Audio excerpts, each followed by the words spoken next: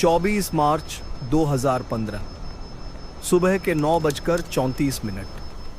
Captain Patrick सोंडेनहाइमर cockpit के दरवाजे के सामने खड़े हैं। वही दरवाजा जो अब उनके और उनके प्लेन के बीच दीवार बन चुका है। उनका हाथ कीपैड पर जाता है, कोड डाला जाता है, कुछ नहीं होता। अंदर से कोई रिस्पॉन्स नहीं आता, न कोई आवाज, न कोई हरकत। वो फिर से कोशिश करते हैं। इस बार इमरजेंसी एक्सेस कोड। टाइमर चालू हो जाता है। 30 सेकंड। हर सेकंड भारी लग रहा है। हर सेकंड के साथ हालात हाथ से निकलते जा रहे हैं। कॉकपिट के अंदर फर्स्ट ऑफिसर एड्रियास लुबिट्ज चुपचाप बैठा है, बिना घबराए, बिना हिले। वो एक बटन दबाता है, दरवाजा लॉक मोड में चला जाता है। इमरजेंसी कोड ओवरराइड हो जाता है। बाहर खड़ा कैप्टन अब अंदर नहीं आ सकता, दरवाजा बंद ही रहेगा। उसी पल सोंडेनहाइमर समझ जाते हैं। उनका को पायलट अब प्लेन का पूरा कंट्रोल ले चुका है और ये दरवाजा अब नहीं खुलेगा। एयरबस A320 उस समय हर मिनट 3400 फीट नीचे जा रहा है, सीधा, बिना किसी मोड़ के। सामने फ्रेंच आल्प्स के पहाड़ हैं और प्लेन उन्हीं की तरफ बढ़ रहा है। कैप्टन दरवाजे के पास पड़ी एक लोहे की रॉड उठाते हैं, पूरी ताकत से मारते हैं। एक बार, फिर दूसरी बार, फिर लगातार, लेकिन दरवाजा नहीं हिलता। ये वही दरवाजा है जो 9/11 के बाद बनाया गया था, ताकि कोई हाईजैकर अंदर न घुस सके। स्टील इतना मजबूत है कि उस पर खरोंच तक नहीं पड़ती। आज वही दरवाजा उस आदमी को रोक रहा है जो अंदर जाकर अपने पैसेंजर्स की जान बचाना चाहता था। कॉकपिट के अंदर लुबिट्ज बैठा है, बिल्कुल शांत। उसकी सांसें नॉर्मल हैं, जैसे कुछ हो ही नहीं रहा। रेडियो पर कोई जवाब नहीं जाता। एयर ट्रैफिक कंट्रोल लगातार कॉल कर रहा है, लेकिन कोई रिप्लाई नहीं। बाहर से कैप्टन चिल्ला रहे हैं, दरवाजा पीट रहे हैं, लेकिन अंदर कोई हरकत नहीं, कोई जवाब नहीं। और फिर समय आता है। सुबह 10:41। German wings flight 9525 French Alps में क्रैश हो जाती है। 150 लोग, कोई नहीं बचता। ये टेररिज्म नहीं था, ये मैकेनिकल फेलियर नहीं था, ये एक पायलट का फैसला था। एक ऐसा पायलट जिसने जानबूझकर अपने ही प्लेन को पहाड़ में भिड़ा दिया। और सबसे डरावनी बात यह थी कि उस पायलट को 40 से ज्यादा डॉक्टर्स जानते थे। उसकी फाइल्स में साफ लिखा था कि वो फ्लाई करने के लायक नहीं है, उसकी हालत ठीक नहीं है, लेकिन फिर भी वो कॉकपिट में बैठा रहा। किसी ने उसे रोका नहीं, किसी ने कुछ नहीं किया। और ये कहानी उसी दिन से शुरू नहीं होती। ये कहानी बहुत पहले से शुरू हो चुकी थी। 18 दिसंबर 1987 एंड्रियास गुनथर लुबिट्ज का जन्म हुआ, जर्मनी के बवेरिया इलाके में न्यूबुर्ग आन डर डोनाउ नाम की जगह पर। बचपन बीता राइनलैंड पैलेटिनेट के एक छोटे से शहर मोंटाबोर में। बाहर से देखने पर सब कुछ बिल्कुल सामान्य लगता था। शांत सा शहर, सीधी सादी जिंदगी, कोई खास हंगामा नहीं। बचपन भी वैसा ही था जैसा आम बच्चों का होता है। लेकिन अगर कोई उसके बेडरूम में झांक कर देखता तो उसे समझ आ जाता कि यह बच्चा अंदर से किस दिशा में जा रहा है।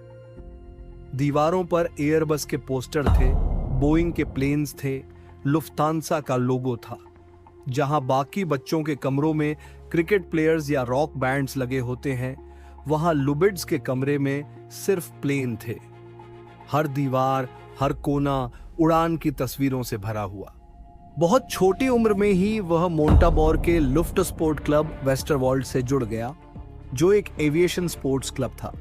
वहीं उसने ग्लाइडर उड़ाना शुरू किया, बिना इंजन वाले प्लेन, हवा के भरोसे उड़ने वाले। जैसे जैसे उम्र बढ़ी, उसका कंट्रोल और भरोसा दोनों बढ़ते गए। टीनेजर होते होते वह एक एक्सपर्ट ग्लाइडर पायलट बन चुका था। दोस्त बताते थे कि वह खुशमिजाज था, लेकिन बाकी बच्चों से अलग। जब दूसरे बच्चे वीडियो गेम्स की बातें करते, वह कॉकपिट प्रोसीजर्स और एयरक्राफ्ट मॉडल्स पर चर्चा करता। उसकी बातों में सिर्फ उड़ान होती थी।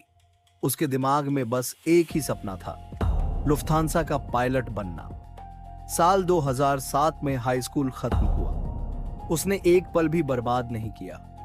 सीधे लुफ्तांसा पायलट ट्रेनिंग प्रोग्राम के लिए अप्लाई किया। यह कोई आसान रास्ता नहीं था। कुल 6,530 लोगों ने अप्लाई किया था। पहले एप्टीट्यूड टेस्ट, फिर मेडिकल टेस्ट, फिर साइकोलॉजिकल इवैल्यूएशन और उसके बाद लंबे इंटरव्यू। हर स्टेज पर लोग बाहर होते गए।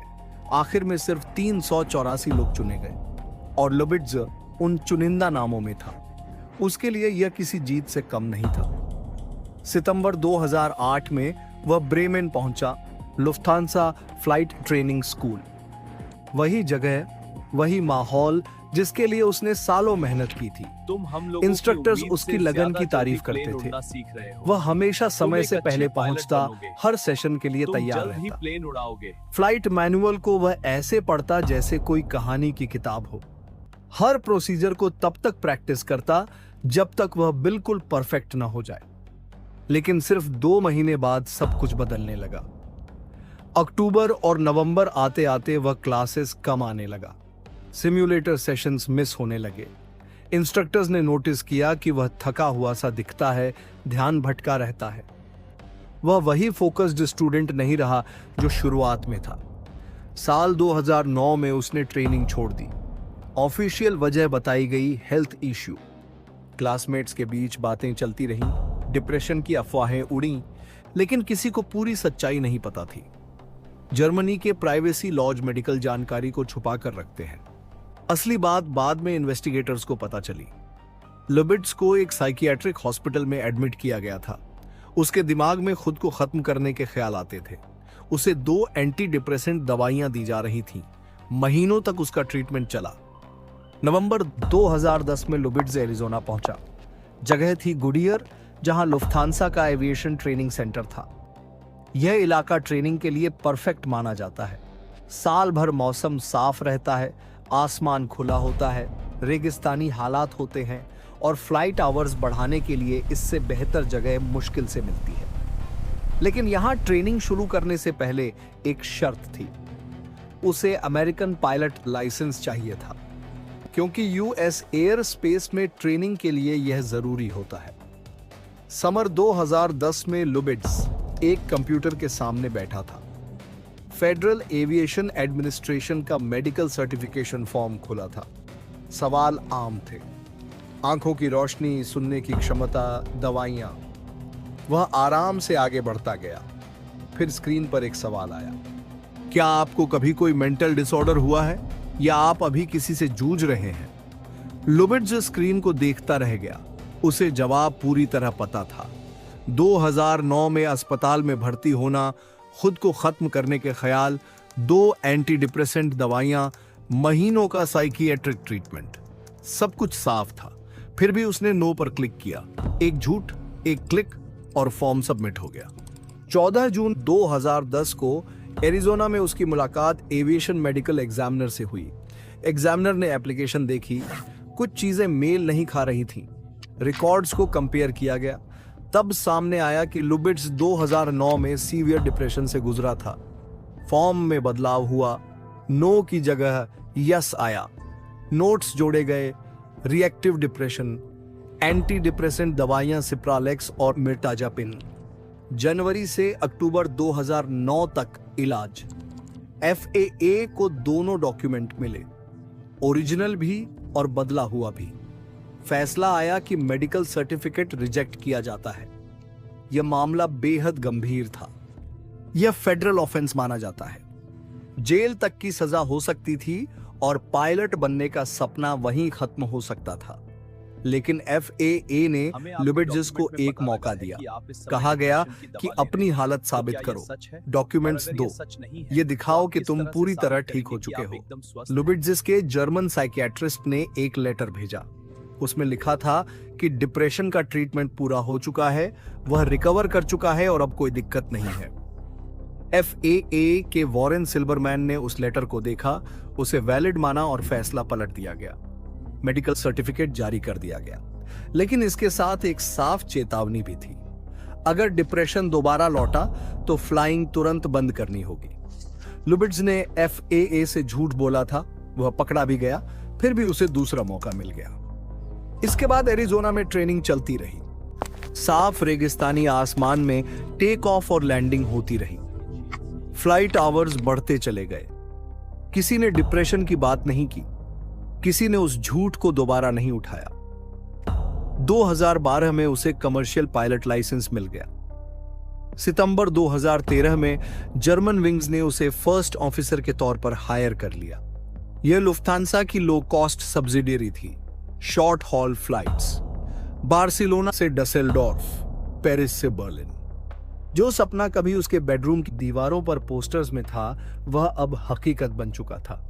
लेकिन उसके साथ दो चेतावनियां भी चल रही थीं, एक लुफ्थांसा की तरफ से और एक FAA की तरफ से। दोनों का मतलब एक ही था, अगर डिप्रेशन फिर से आया तो करियर वहीं खत्म। लगभग 18 महीने तक सब कुछ ठीक चलता रहा।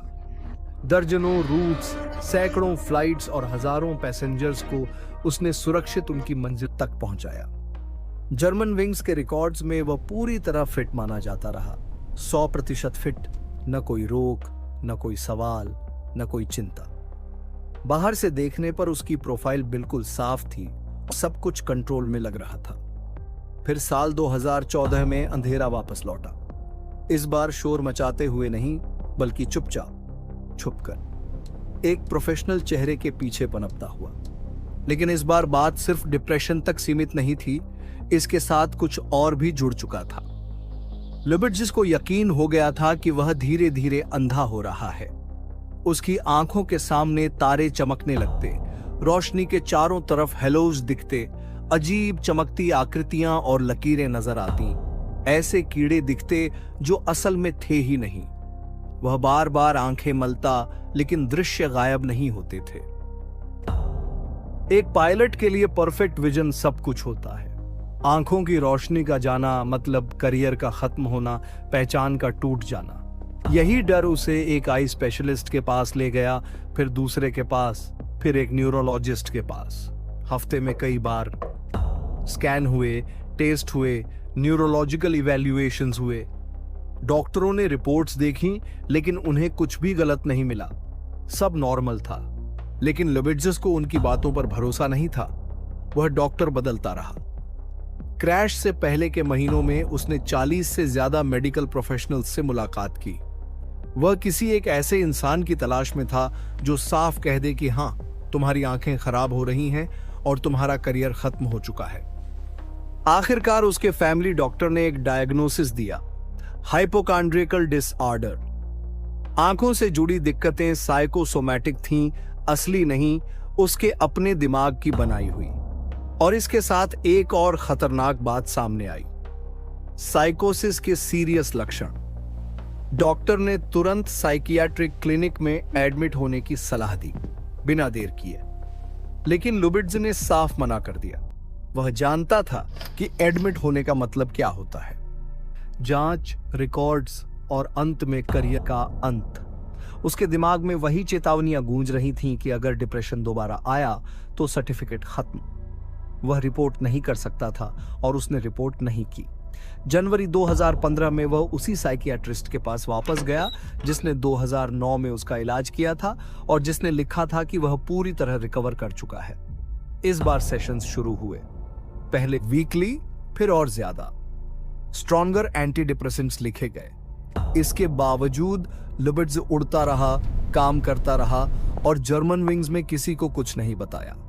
वह हर फ्लाइट पर जाता, प्री फ्लाइट चेक्स करता, पैसेंजर्स को ग्रीट करता, मुस्कुराता और पूरी तरह प्रोफेशनल बना रहता, सब कुछ छुपाए हुए। फरवरी 2015 में एक डॉक्टर ने सिक लीव सर्टिफिकेट लिखा, साफ शब्दों में अनफिट टू वर्क। लुबिट्ज़ ने उसे फाड़ दिया और ड्यूटी पर चला गया। दूसरे डॉक्टर ने फिर सर्टिफिकेट दिया, उसने उसे भी फाड़ दिया। मार्च 2015 तक उसके घर में फटे हुए सर्टिफिकेट्स बिखरे पड़े थे। हर कागज पर एक ही बात लिखी थी, उड़ान भरने के लिए अयोग्य।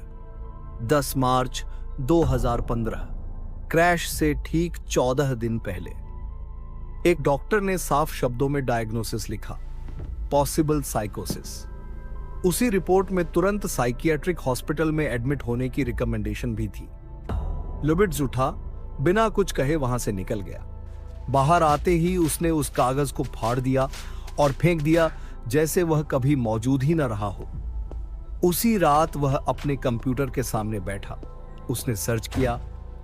Airbus A320 cockpit door locking mechanism, security features, emergency access code, वो 30 सेकंड वाला टाइमर जो बाहर से एक्टिव होता है, और वो लॉक फंक्शन जो सब कुछ ओवरराइड कर देता है। इसके बाद उसने सुसाइड मेथड सर्च किए। यह सब क्रैश से कुछ ही दिन पहले किया गया था। बाद में इन्वेस्टिगेटर्स को यह सारी चीजें उसके कंप्यूटर की हिस्ट्री में मिली। 24 मार्च 2015 सुबह, पहले डसेल्डोर्फ से बार्सिलोना की फ्लाइट थी। लुबिट्स और कैप्टन सोंडेनहाइमर साथ उड़ रहे थे। फ्लाइट बिल्कुल नॉर्मल रही। बीच में एक पल आया जब सोंडेनहाइमर थोड़ी देर के लिए कॉकपिट से बाहर गए। उस वक्त लुबिट्स अंदर अकेला था। उसने ऑटो पायलट का एल्टीट्यूड सेलेक्टर नीचे किया, फिर तुरंत रीसेट कर दिया। सब कुछ फिर से नॉर्मल दिखने लगा। वह टेस्ट कर रहा था, प्रैक्टिस कर रहा था, खुद को यह यकीन दिला रहा था कि उसे ठीक ठीक पता है क्या करना है। सोंडेनहाइमर वापस आए। किसी को कुछ भी अजीब नहीं लगा। बदलाव बहुत ही कम वक्त के लिए थे। बार्सिलोना में नॉर्मल लैंडिंग हुई। पैसेंजर्स उतरे, नए पैसेंजर्स चढ़े। कुल 144 लोग। घर लौटते परिवार, business travellers, 2 opera singers Oleg Bryjak और मारिया राडनर, एक नई शादी किया हुआ कपल, 2 छोटे बच्चे। जर्मनी के हाल्टन आम जे शहर के जोसेफ कोनिग जिम्नेजियम के 16 स्टूडेंट्स, उम्र 15 से 17 साल, स्पेन के एक्सचेंज प्रोग्राम से लौट रहे थे। उनके साथ 2 टीचर्स थे। सब हंस रहे थे, एक्साइटेड थे, घर पहुंचने की जल्दी में थे। कैप्टन सोंडेनहाइमर, उम्र 34 साल, 2 बच्चों के पिता, 6000 फ्लाइट आवर्स का अनुभव। एंड्रियास लुबिट्ज़र, उम्र 27 साल, 630 फ्लाइट आवर्स। दाहिनी सीट पर बैठा हुआ, इंतजार करता हुआ। वह 40 से ज्यादा डॉक्टरों से मिल चुका था। कई बार अनफिट घोषित हो चुका था। साइकोसिस का डायग्नोसिस मिल चुका था। साइकियाट्रिक हॉस्पिटल की रिकमेंडेशन लिखी जा चुकी थी। फिर भी किसी ने अथॉरिटीज को कुछ नहीं बताया। जर्मनी के प्राइवेसी लॉज बहुत सख्त हैं। मेडिकल जानकारी को प्रोटेक्ट किया जाता है। शायद डॉक्टरों को लगा कि वह सिर्फ खुद के लिए खतरा है, दूसरों के लिए नहीं। या शायद उन्हें भरोसा था कि लुबिट्ज़ खुद रिपोर्ट करेगा। लेकिन लुबिट्ज़ के लिए सबसे बड़ा डर सिर्फ एक था, लाइसेंस खोने का। अगर वह उड़ नहीं सकता था तो उसके लिए कुछ भी नहीं बचता था। उसने यही तय कर लिया था। सुबह 10:01 फ्लाइट 9525 बार्सिलोना से उड़ी। 30 मिनट बाद कैप्टन सोंडेनहाइमर कॉकपिट से बाहर जाएंगे और लुबिट्ज़ दरवाजा बंद कर देगा। सुबह 10:27 प्लेन 38,000 फीट की ऊंचाई पर था। कैप्टन सोंडेनहाइमर लैंडिंग से जुड़ी इंफॉर्मेशन देना शुरू करते हैं। लुबिट्ज़ जवाब देता है, लेकिन उसके जवाब छोटे होते जा रहे थे। कैप्टन ने यह बदलाव नोटिस किया, लेकिन उस पल उसे कुछ असामान्य नहीं लगा। सब कुछ बाहर से नॉर्मल ही दिख रहा था। 10:30 मार्सेई एयर ट्रैफिक कंट्रोल से इंस्ट्रक्शंस कंफर्म हुए। बिल्कुल स्टैंडर्ड प्रोसीजर। कैप्टन ने सीट बेल्ट खोली, कॉकपिट छोड़ा, एक छोटा सा बाथरूम ब्रेक। उनके बाहर निकलते ही दरवाजा बंद हुआ और कॉकपिट में लुबिट्ज़ अकेला रह गया। उसके हाथ फ्लाइट कंट्रोल यूनिट की तरफ बढ़े। ऑटो पायलट का एल्टीट्यूड सेलेक्टर उसने 38,000 फीट से सीधे 100 फीट पर सेट कर दिया। प्लेन नीचे उतरना शुरू हो गया, हर मिनट 3,400 फीट की रफ्तार से। बिल्कुल सीधा, बिल्कुल कंट्रोल में। कोई झटका नहीं, कोई घबराहट नहीं। मार्सेई कंट्रोल सेंटर ने तुरंत नोटिस किया। फ्लाइट 9525 अपने ऑथराइज्ड एल्टीट्यूड से नीचे जा रही थी। कॉल की गई, पूछा गया कि आप किस एल्टीट्यूड के लिए ऑथराइज्ड हैं। कोई जवाब नहीं आया। दोबारा कॉल, फिर दूसरी फ्रीक्वेंसी पर। फिर फ्रेंच एयर डिफेंस ने कोशिश की। पास से उड़ रहे एक दूसरे प्लेन ने भी कांटेक्ट करने की कोशिश की। हर बार सिर्फ साइलेंस। उधर एल्टीमीटर लगातार गिरता रहा। 25,000, 20,000, 15,000। इसी बीच कैप्टन सोंडेनहाइमर वापस आए। इंटरकॉम दबाया, अंदर आने की रिक्वेस्ट की। कोई जवाब नहीं। उन्होंने कीपैड पर कोड डाला, कुछ नहीं हुआ। फिर इमरजेंसी एक्सेस कोड। 30 सेकंड का टाइमर शुरू हुआ। सिर्फ 5 सेकंड बचे थे कि दरवाजा अनलॉक हो जाता। उसी पल लुबिट्ज ने लॉक मोड ऑन कर दिया। इमरजेंसी ओवरराइड हो गया। दरवाजा बंद ही रहा। कॉकपिट वॉइस रिकॉर्डर में आवाजें कैद होने लगीं, लोहे पर लोहा। कैप्टन ने पास पड़ी लोहे की रॉड से दरवाजे पर मारना शुरू कर दिया। बाहर पैसेंजर्स की चीखें सुनाई देने लगीं। उन्हें समझ आ चुका था कि कुछ बहुत गलत हो रहा है। अंदर कॉकपिट में लुबिट्ज की सांसें नॉर्मल थीं। न कोई शब्द, न कोई जवाब, न कोई हड़बड़ी। ऊंचाई घटती गई।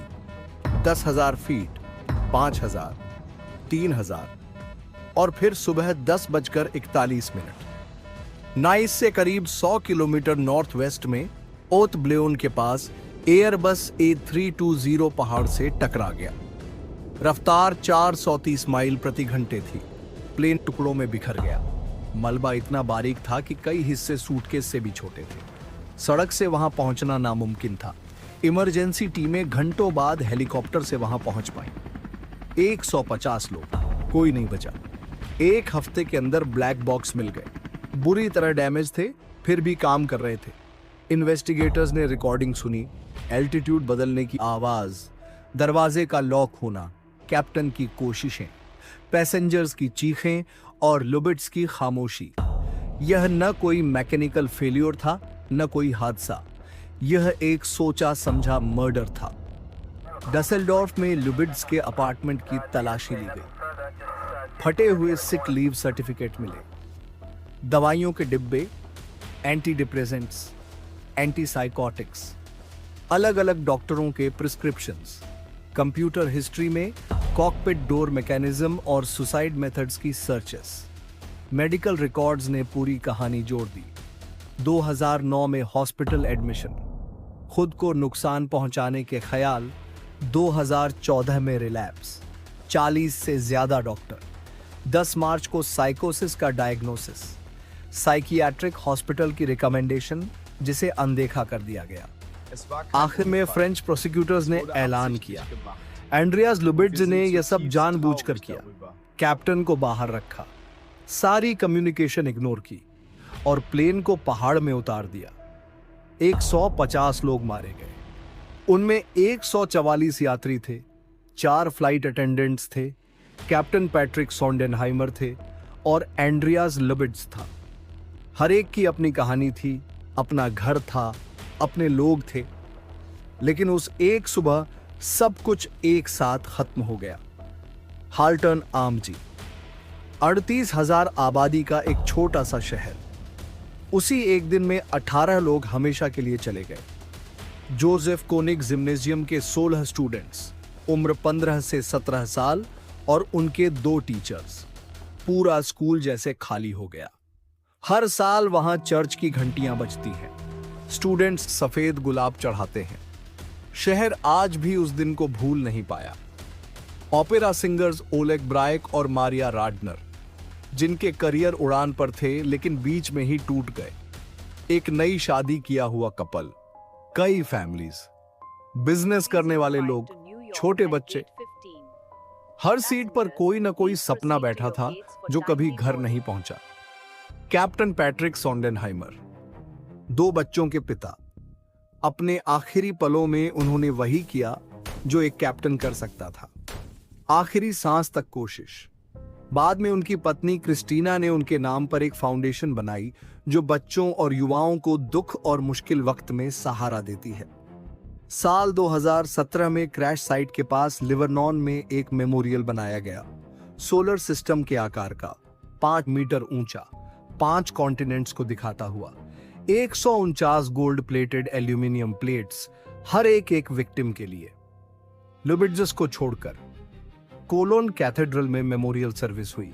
1400 लोग आए, पीड़ितों के परिवार, politicians, rescue workers, airline staff. Lubitz के माता पिता को भी बुलाया गया था लेकिन वे नहीं आए। 24 मार्च 2017 क्रैश की दूसरी एनिवर्सरी पर लुबिट्ज के पिता गुंटर ने प्रेस कॉन्फ्रेंस की। उन्होंने दावा किया कि एंड्रियास बेहोश हो गया था, कॉकपिट डोर में खराबी थी और तेज हवाओं की वजह से क्रैश हुआ। उसी दिन पीड़ितों के परिवारों ने अपने अलग ट्रिब्यूट रखे। उन्होंने उस कहानी को मानने से इनकार कर दिया। जर्मन विंग्स का नाम बदलकर यूरोविंग्स कर दिया गया 2015 में।